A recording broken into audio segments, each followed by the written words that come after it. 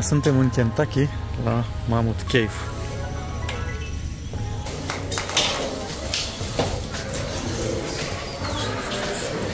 Gift shop. Hai să ne ducem în față încolo. Visitor center, afară în față.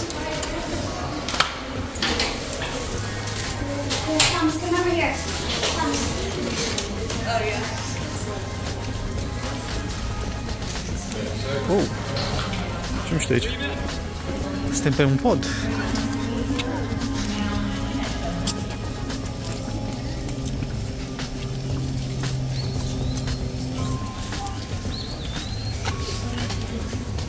Sunt importanți ce sunt acolo. Și aici încă un gift shop.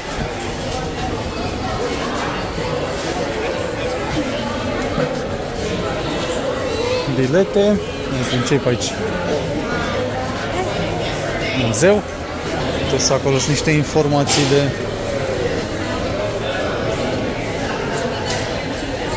dar nu prea mai sunt libere din câte văd. Vezi? Tăia de toate. Astea-s biletele. Avem la 2 și 15. Mai avem de așteptat. Hai să intrăm, hai să vedem ce aici. Asta e o hartă? Da.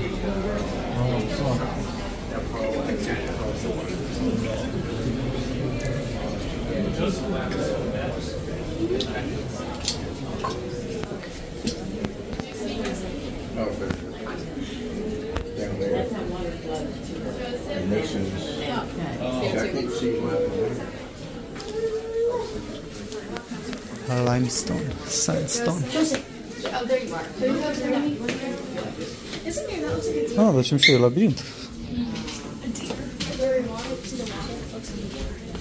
Și aici, prezentare video. Finding areas that would not be explored again for another 2,000 years. One of the first explorers to try and render a map of the cave was enslaved African-American Stephen Bishop. Exploring off the beaten path in the 1830s, he mapped as much as 20... Suntem aici încă o sală de prezentare. Uite și o câtă. Și aici am ieșit, aici am întors înapoi la prezentarea cealaltă. Suntem înapoi afară. De unde ești? În Wisconsin. Lași bacșiș, donații. Și am ieșit puțin afară în partea asta altă. Uite, aici avem și informații despre tururi. Deci noi suntem în Shelter B, parcă a zis, nu? Da, Shelter B. Tocmai la 2 și 15. 2 ore și ceva parcă era și era greu. Greu. Adică o să mergem pe jos, o să ne tărim pe coate, pe genunchi, în noroi. Da, asta este pe ăsta, între 2 ore. 1,2 km. 638 de trepte. Și 96 e opțional. Ce e opțional? Și acum măsurăm puțin terenul, vedem de unde trebuie să plecăm. Deci asta e Shelter A. Am intrat pe acolo, pe podul ăla. Și cred că clădirea este Shelter B. Plecăm cu autobuzele astea verzi. Da, Shelter B, te-am văzut acum, scrie acolo. Shelter B. Să mergem în jos să zice, dar de aici sunt trailheads. Capetele de trail system.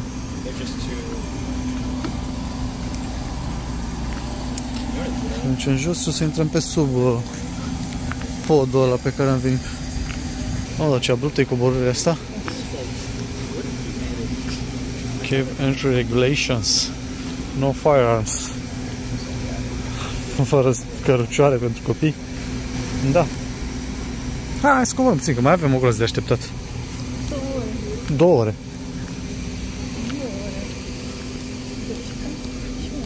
2 ore.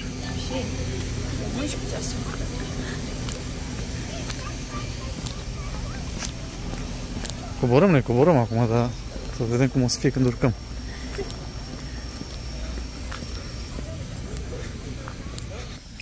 Ce mișto aici? Este la o cascadă, dar e uscată. Da, super tare. Să înceapă ploaia, să vină apă. Uite, pe traseu pe acolo. Pe partea altă.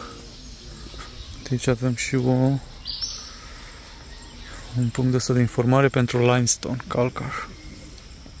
Cum se formează, cum se face o intrare. Și încă mai avem de coborât.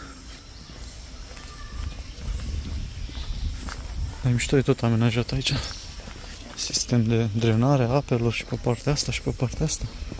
Și cu niște stâlpișori de ăștia de luminat. Ambiental, cred că se știa că ăștia nu prea luminează altceva.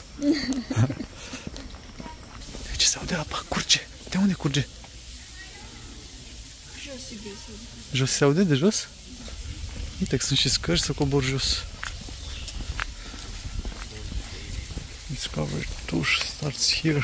Am primit o informație acum că sunt niște trasee frumoase, jumătate de milă încolo, jumătate de milă încolo, dar am preferat să luăm pe ăsta către în peștera Lieciului, nu? Bat Cave. Mamă, dar ce frig vine! Cred că din groapa asta de aici. Încep să și picure. De acum mi-am dat seama, realizez că jumătate de milă nu e jumătate de kilometru. 500 de metri. E 800, aproape un kilometru. E ceva de mers.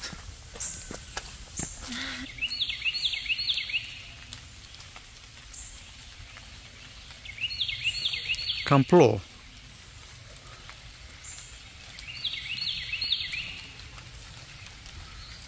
Am făcut stânga prejur.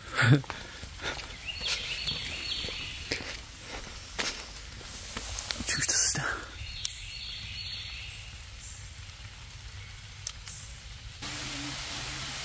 Ce se aude e ploaia. Dar e mișto că aici nu te plouă. Încă. Suntem sub copaci. Se aude că plouă ca lume, parcă, a? Încă nu plouă așa tare pe noi, aici jos. Și vă spun că dacă continuă ploaia așa, în curând o să vedem șiroale de apă pe aici. $25, o mini pizza, sandwich și un Mountain Dew. Hai că încet, încet se apropie și timpul nostru. Hai câteva minute și plecăm. Alright, can everyone hear me alright? Alright, are you guys for the 215 domes and dripstones? Alright, just bring it down here a little bit closer. We're going to be going over some safety stuff before we head on for this tour. So, my name is going to be Ranger Martina for today. I'm going to be leading us on this tour. We are the 215 Domes and Dripstones tour. Dacă ne-a făcut instructajul. Acum trebuie să în autobuze. Am dat suntem așa de mulți. Hai la mare. Hai să mergem cu ăla mare. Dar mai este și unul și mai în spate acolo.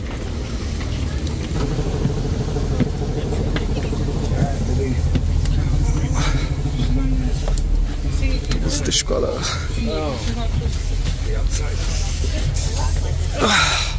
Este un autobuz de școală.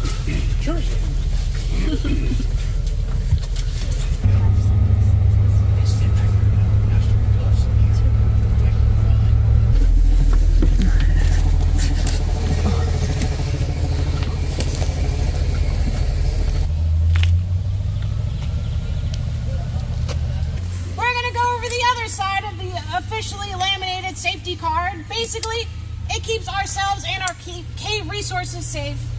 Nothing too crazy, a lot of it's common sense. Down there is the new entrance to Mammoth Cave, and by new, I mean 1921 new. A couple years before that, a guy by the name of George Morrison, he would have been an engineer from Ohio, one that had come out here to Kentucky, make it big in the oil industry. Tried for a little bit, didn't go so great for him. Before he's gonna leave, he wanted to check out a Mammoth Cave tour, because they were already doing tours starting in 1816 with the historic entrance. So tours were already going on for a while at that point. As he's going on tour, thinks it's pretty interesting, keeps going on tours, makes friends with some of the guides, even bribes some of them to go in different ways.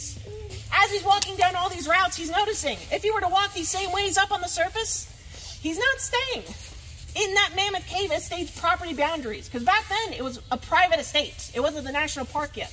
So he's walking through people's backyards, private properties. And in Kentucky, if you anything above ground, you own everything underneath it. So he wanted to try and get into the caving industry. So he starts to buy up some properties of land.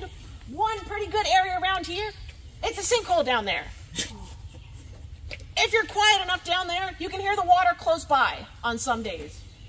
You'll also be noticing we're not going to be standing in a whole bunch of water. So the water's going to be going somewhere. It's got to be going down. So he knew that was a good place to look.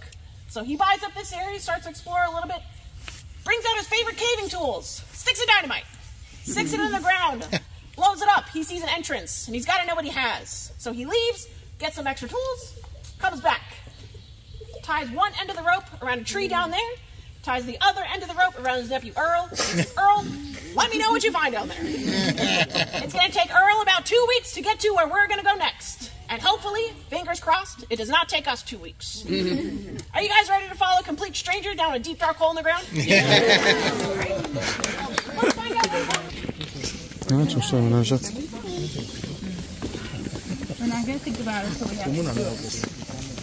Asta e sinkhole aici, vezi? Pe jos. Intrare. Și asta e rangerul care o să vină la sfârșitul cozii. Să ne păzească pe toți, să nu ne pierdem. Sau tropote pe scări de fier. Deja coborât, nu? Da. Deja de aici încep scările. Coborât sau coborât? Ia uite-mă.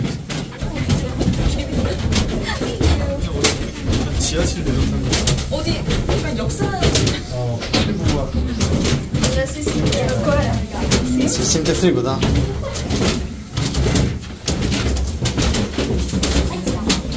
Mamă, dar ce șmecher pe aici pe jos.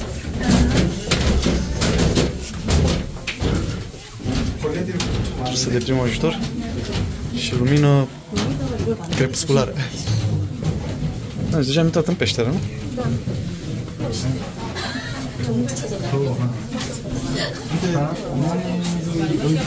Se simte curentul de rece? Ah, uite ce mișto e acolo. Da, da. Mamă, ce înguste sunt.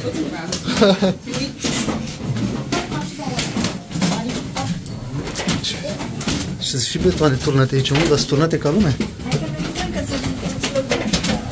Încăpem, da.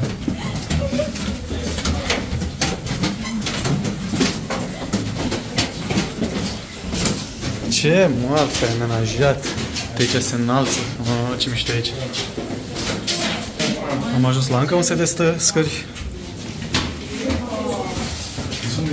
Oh, și cobor în jos.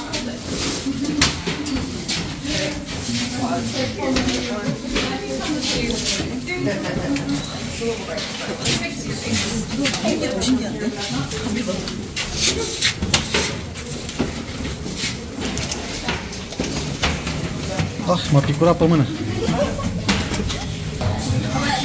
Tot coborând, cred că tot ce coboară trebuie să și urce, nu? La un moment dat.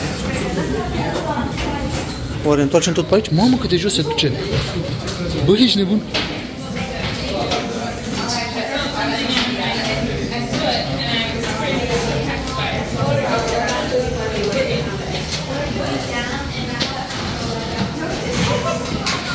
Bă, ești nebun!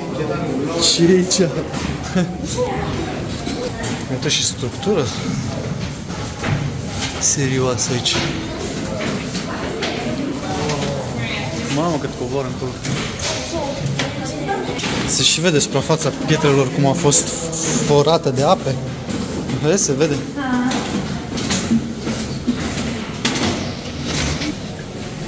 Dacă am început să mergem pe o linie dreaptă, fără scări.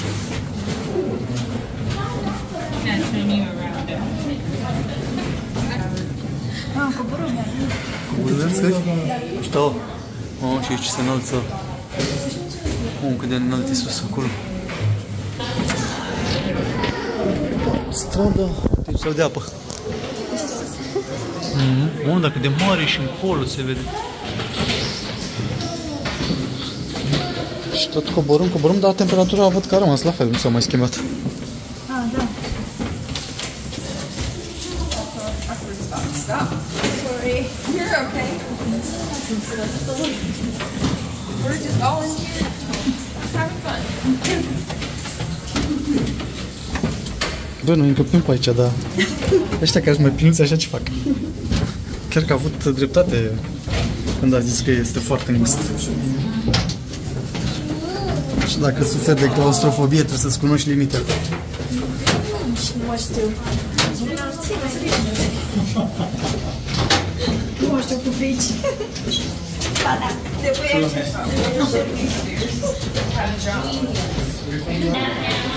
Mă, să auzi ceva dincolo. A, uite, sunt pe aici pe sub noi oameni. Uite, sunt pe sub mine. Sunt pe jos pe sub mine.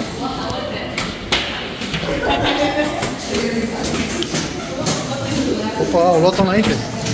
Ce mișto e și încolo. Au cam rămas în urmă.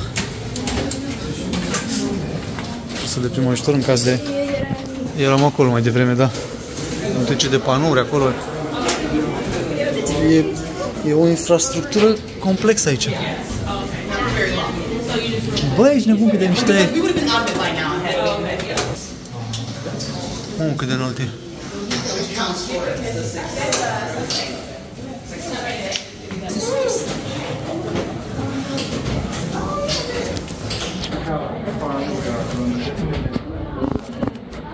Și iar o luăm în jos.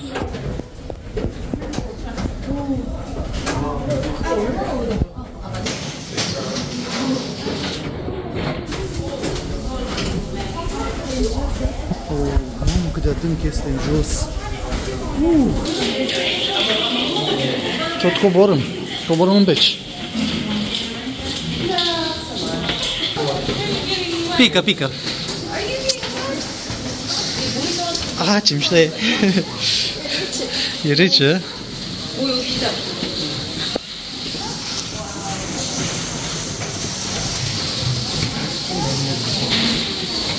Wow. Wow, ce se mărește aici. Și scările s-au lățit. Am ajuns la fund. Am uite bucățile astea de pietroaie când au căzut pe tavan. Nu știu, se tot duce în jos încolo. Și încolo. Să încerc să imaginez cât de greu a fost să construiești toate pasarele. Uite pe aici, turna beton. A, nu-i turna beton. Trebuie să te lași pe vine, da.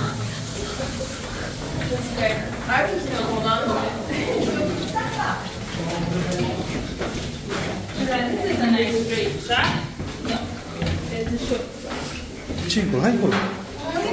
Nu? Opa, ești într-o încăpere mare.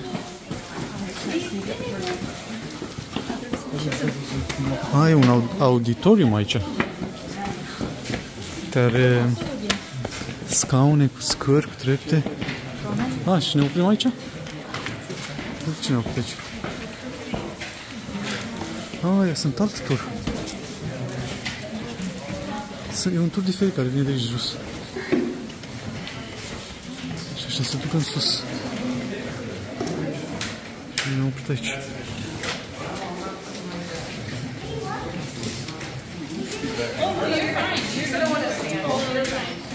De unde vin ăștia? Ăștia vin de pe străzi. Să luăm un loc aici. Ce rece e. Deci până aici a fost. Am coborât și de acum o să urcăm. Dar urcăm pe altă parte. Nu pe unde urcă, știi pe vine. Ba da, ieșim pe altă parte, nu pe unde am intrat.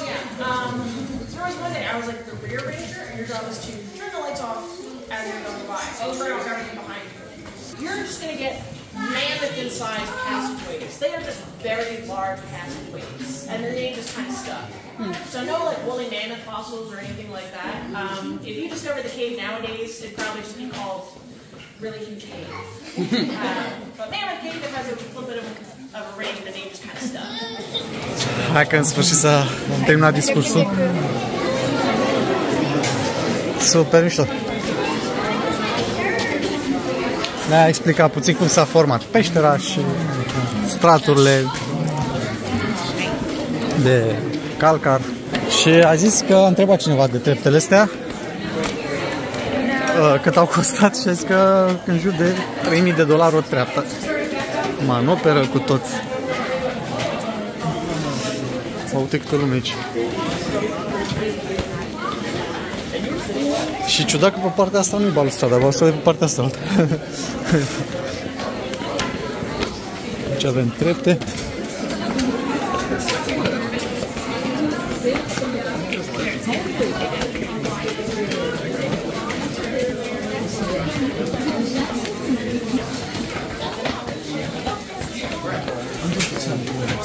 Hai că am ajuns în vârf. Și mai intrăm într-o gaură mică. Imaginează când au explorat și au urcat aici să spun gaurile astea.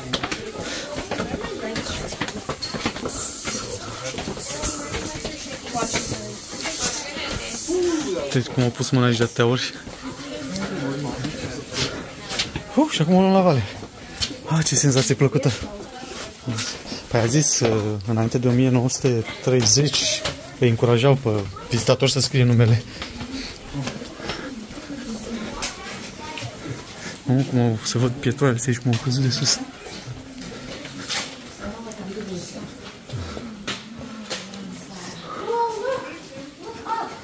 Look up, look down, look left, look right. Uite că se și văd hieroglifele. Deci s-au însemnat, da.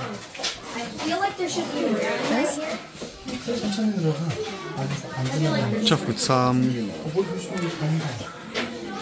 oprit ambuteiaj?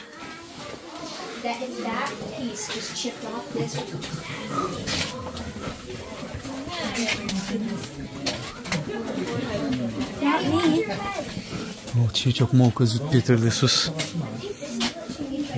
Și pe pe aici este beton. Beton. Îți dai seama cât au cărat saci de beton? Apă.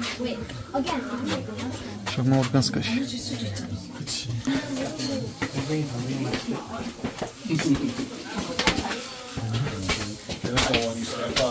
Și încă urcăm și încă urcăm.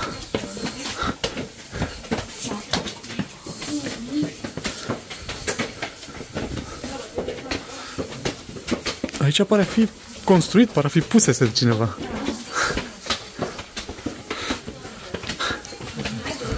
Ce mori încolo. Și ne vin de jos din gaură. Și toată lumea se duce în partea altă. Acolo și în jos puțin.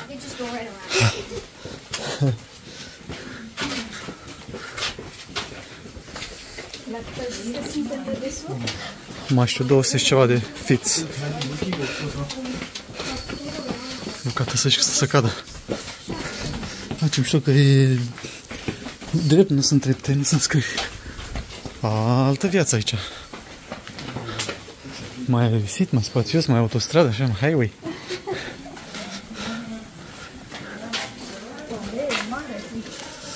Da.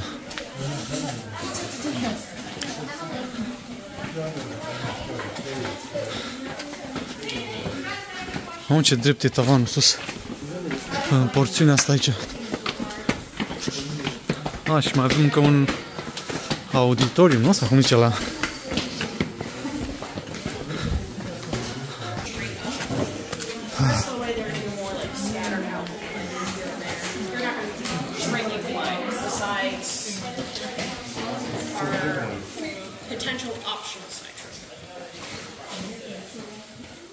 But because of the different areas, we have dry sections of cave, we have wet sections of cave, you're going to have different ecosystems. So, drier sections, you're going to have your bats, you're going to have your cave crickets, you're going to have your pack rats, which actually are... Dacă s-a terminat și discursul ăsta, a fost oarecum interesant și întrerupt de copilul la care plângea, dar n-aveți să-i faci, era un copil mic. Acum ne punem în mișcare. Și din nou Șirimian.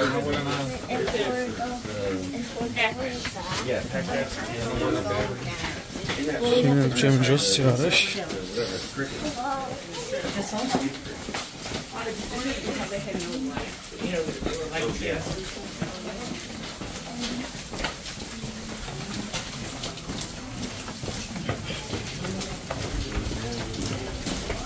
Oho, și aici se lățește, ce mișto e.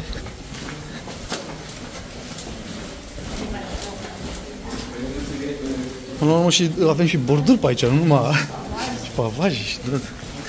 Frumos, frumos.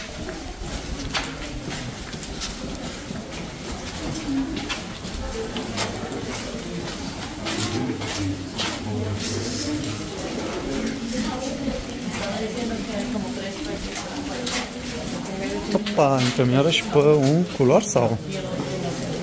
Ah, balustradă că este o încăpere mare, ce?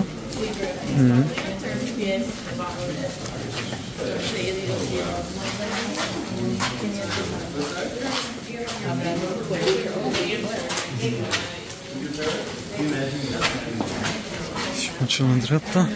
Aha, și avem niște scări pe acolo. Ce aproape e tavanul acolo. Vezi că încep scări.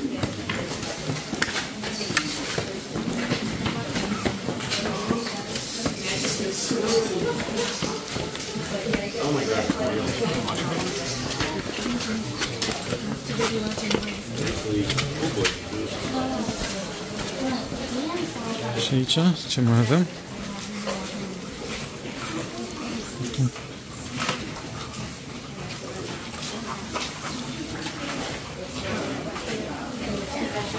Ce mișto avem aici, zona asta. Poți să te oprești și să te ții în jos.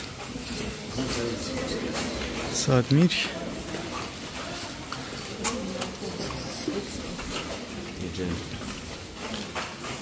Chiar că e mare.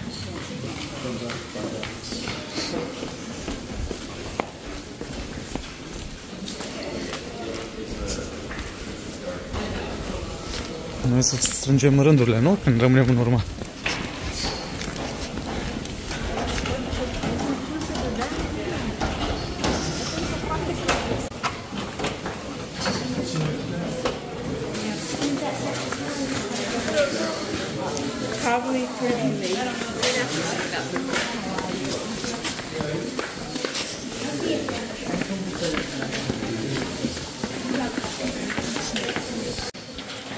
Ne-am cam oprit.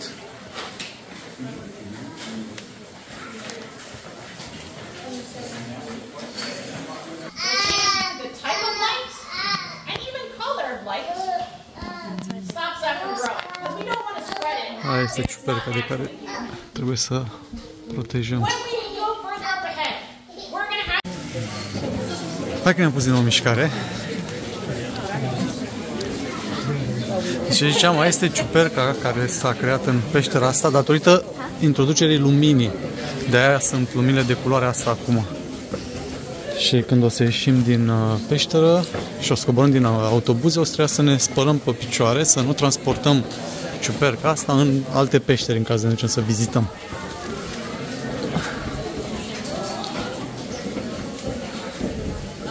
Și a zis că grupul se va împărți în două categorii. Dacă vrem să coborâm vreo 100 de trepte, să vedem ceva diferit sau să mergem înainte. Nu? Așa a zis. Și ce vreți acum? Păi, nu știu, cam doar picioarele. O să coborâm, nu știu, să vedem și noi ce. Așa zic, să coborâm. Așa zice, să coborâm. Măi, încărcă, dacă e da, dar zic că n-ai voie. Mă ții în brațe. Cu ce se deschide aici jos?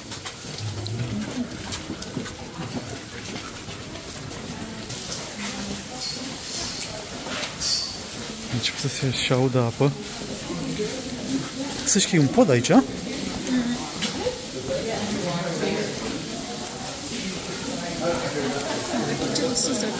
curge sus de acolo, fii atent în mijloc.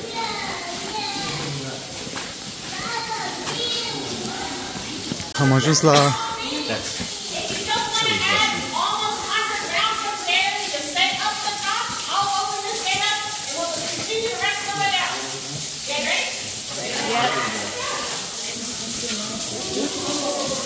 Aha. Și acum o să coborâm jos după aia. O urmărim pe ea? Și cine n-are curaj și nu simte să coboare 100 de trepte sau să urce, poate să faci în drept.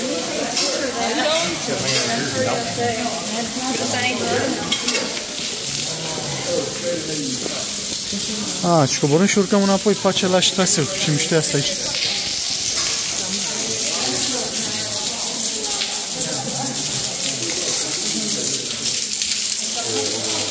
Da, și aici deja încep să și vadă stalactite. Ca povestit, a spus că tavanul aici, nu tavanul ăsta care se vede ce este deasupra, e permeabil și permite apei să intre. Bucatele altă în care am fost nu avea un tavan foarte solid și nu permitea apei de ploaie să intre, să ajungă aici. Și ăla se zice cascada Niagara, nu? Niagara înghețată. Da. Da. Ce mișto arată!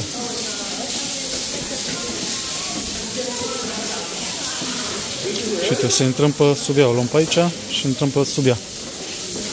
Și pe aia o să ne întoarcem înapoi pe partea asta, sigur.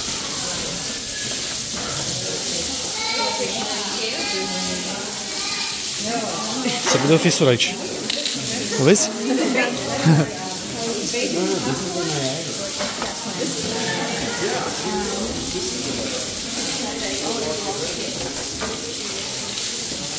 Ce mișto e.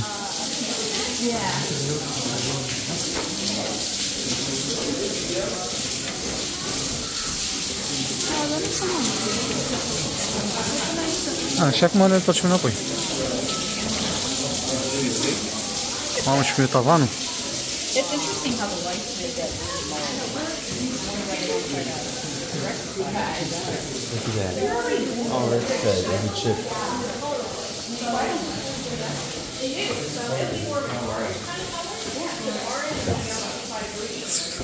Să le spunem să închidă gura, să nu le pice ceva în gură.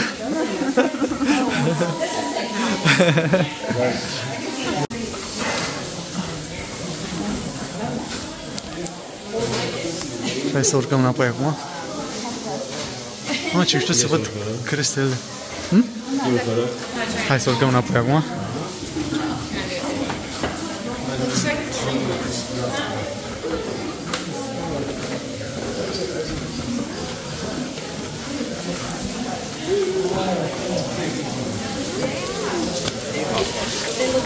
Hai și am ajuns înapoi sus.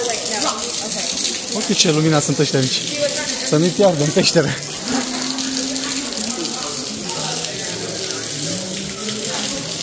Toată lumea așteaptă să coboare.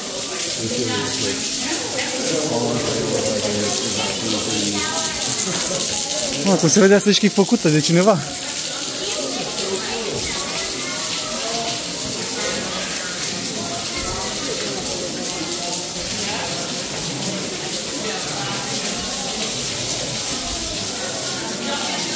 Cred că o să ajungem acolo, sigur.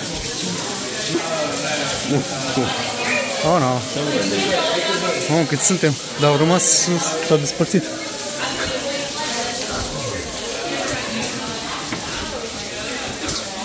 Au rămas în urmă.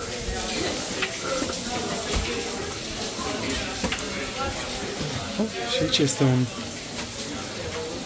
un traseu. Ți-am zis că ajungem aici?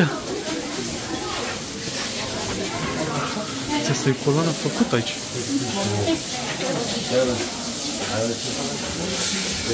Cred că risca piatra să se desprindă și au întărit o coloană asta.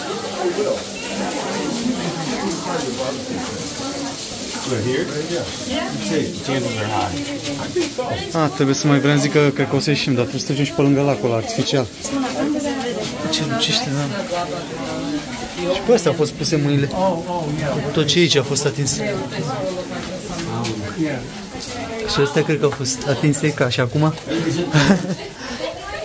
Uite aici, a închis, mă, ca să nu le atingi. Vezi?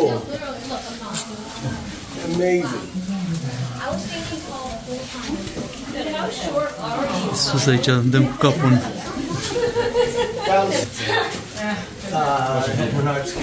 Watch your head, everybody.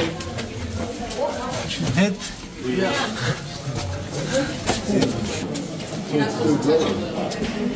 Wow, look at this. This is is really amazing. Hey, Ellen. Why don't we just watch it now? Ce știu aici?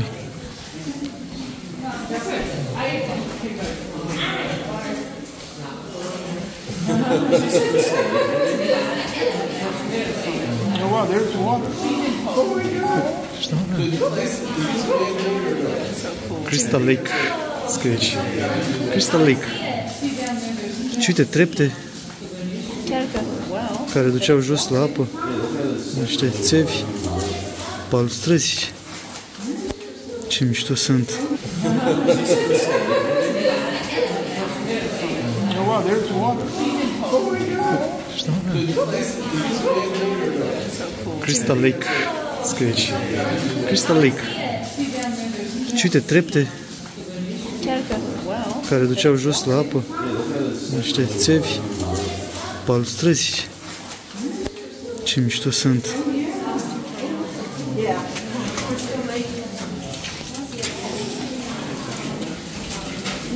Cred că ăla era la acolo, a făcut artificial, nu? Sau? Mamă, ce mișto și pe aici. Se mărește și aici.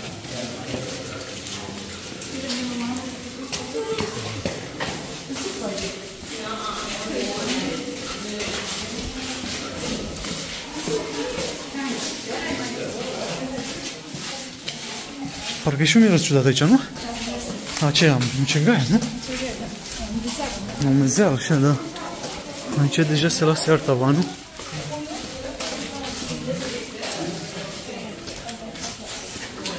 Te-a rămas grupul în spate. E de lumina.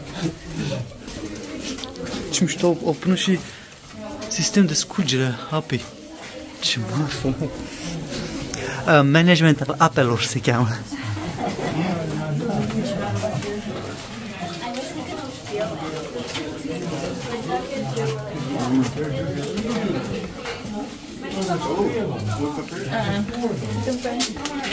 Unde? Oh, chiar că, dar nu-i pension, e de la greier, de la, sau nu știu cum mai zic. Că-i zice. Ah, chiar că sunt mai mulți pe aici. Și aici e unul. Și aici e unul. Și aici e unul. Hai că am rămas în urmă să le arăt.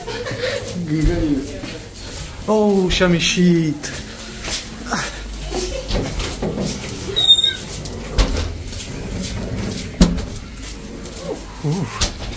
Chiar se simte diferența.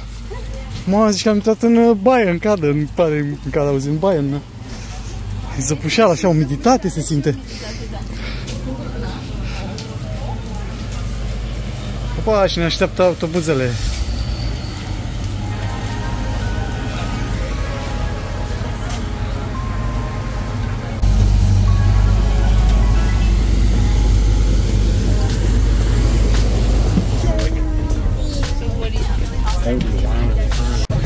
Și am terminat la 4 fără 5 minute, suntem în autobuz.